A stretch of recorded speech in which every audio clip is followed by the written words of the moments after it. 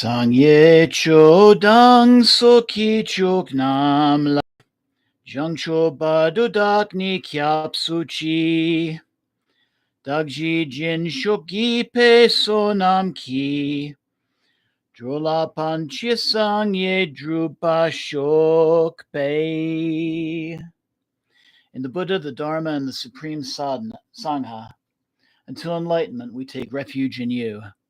May we, through the merit of generosity and so forth, achieve Buddhahood for the benefit of all sentient beings. Pei. Welcome to Tridevi Chamunda Mandir in Denver, Colorado. This is Yamajit, and welcome to day 17 of our Tibetan Book of the Dead Sadhana. So I'm just going to go right into it. We have a fairly lengthy passage tonight.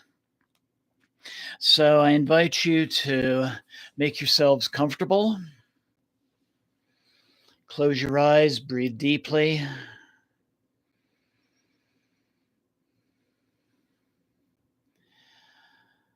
Take some time to ground and to center, preparing for the workings that we're about to do.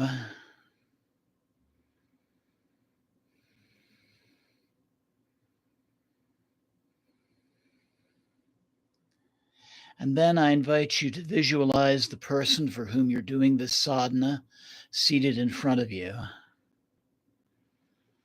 And I invite you to silently call out their name 3 times.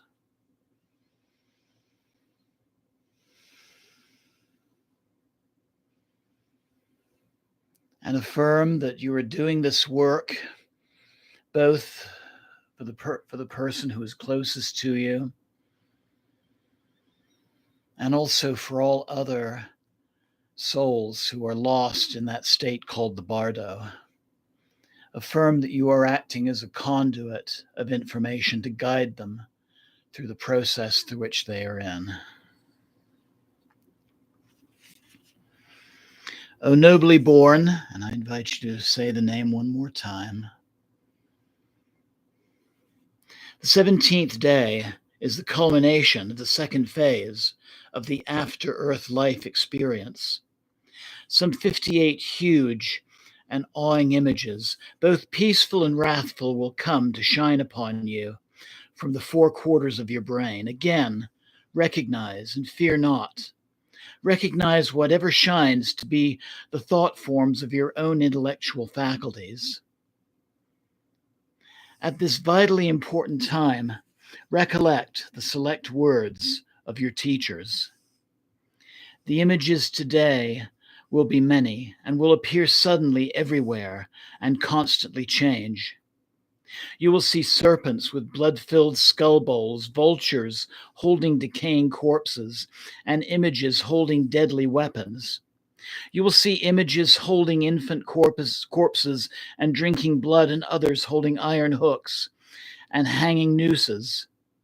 You will see monstrous glassy-eyed figures uttering the sounds of strike, slay, licking human brains, drinking blood, tearing heads from corpses, and tearing out hearts. These images are coming from the 4 quarters of your brain and will come to shine upon you, but do not be afraid. They are unreal and they are powerless. At this time, when the 58 blood-drinking forms emanating from your own brain come to shine upon you, if you know them to be the radiance of your own intellect, you will merge into the state of at-one-ment, into the body of the blood-drinking ones, there and then, and you will attain perfection. O nobly born, by not recognizing now and by fleeing from these forms out of fear, again, sufferings will come to overpower you. If this is not known, fear being felt, one is awed and terrified and faints away. One's only thought forms turn into illusory appearances, and one wanders. If one is not awed and terrified, one will not wander. The bodies of the largest of the peaceful and wrathful are equal in vastness to the limits of the heavens, the smallest equal to the 18 bodies such as your own body. Set one upon the other, and do not be terrified at that. Do not be awed. If all existence phenomenon shining forth as divine shapes and radiances are recognized to be emanations of one's own intellect, perfection will be attained, and that very instant of recognition. O nobly born, if one does not recognize one's own thought forms, however learned one may be in scriptures, although practicing religion for aeons, one cannot obtain perfection. If one recognizes one's own thought forms, perfection is obtained. O nobly born, when such thought forms emanate, do not be afraid, do not be terrified. The body which you now possess is a mental body. Though slain and chopped into bits, it cannot die. Because your present body is, in reality, one of voidness, and you need not fear. The images of gore that you see are emanations from the radiances of your own intellect. They are not constituted of matter. Voidness cannot injure voidness. All of these forms do not exist in reality. Of this there is no doubt. Thus, knowing this, all the fear and terror is self-dissipated and merging in the state of at-one-ment. Perfection is obtained. If you recognize in that manner, exerting your faith and affection toward helpful images, and believing that they have come to receive you amid the ambushes, think of them as friends and take refuge in them with fondness and faith. Whoever is your image of perfection, recollect now, and calling him by name, pray thus. Alas, wandering I am in the after-earth death phase. Run to my rescue, uphold me by your grace. Calling upon the name of your own teachers, pray thus. Alas, wandering am I in this phase, rescue me. Do not let your grace forsake me.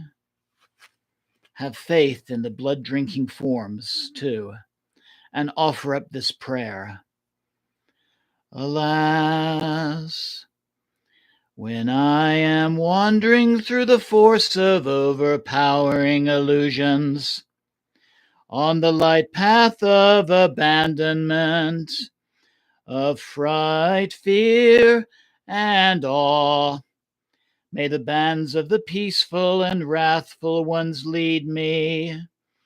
May the bands of the wrathful forms be my rear guard, and save me from the fearful ambushes of this state, and place me in a state of perfectly enlightenment.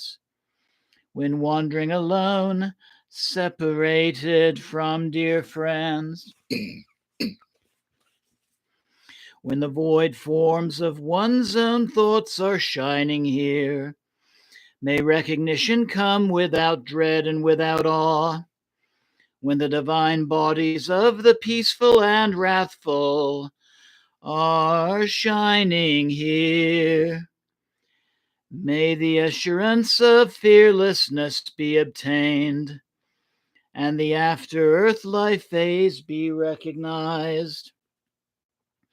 When by power of imperfect past choices, misery is being tasted, may the helpful forms dissipate the misery.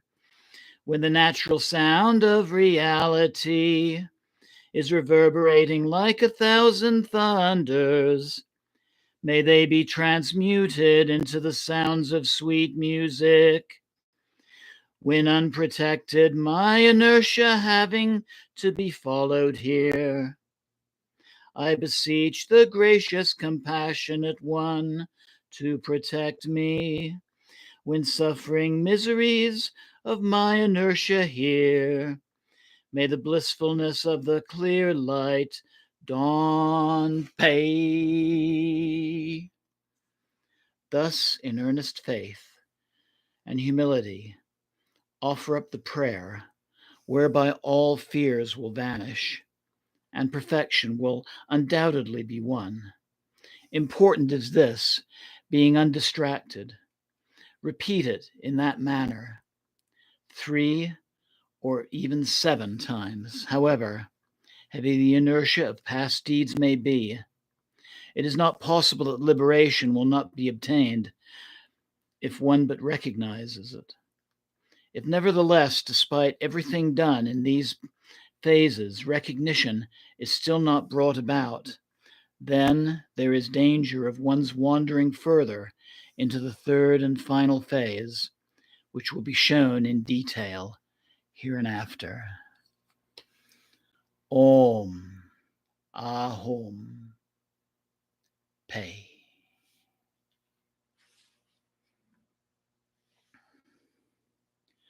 I invite you to take a deep and clearing breath.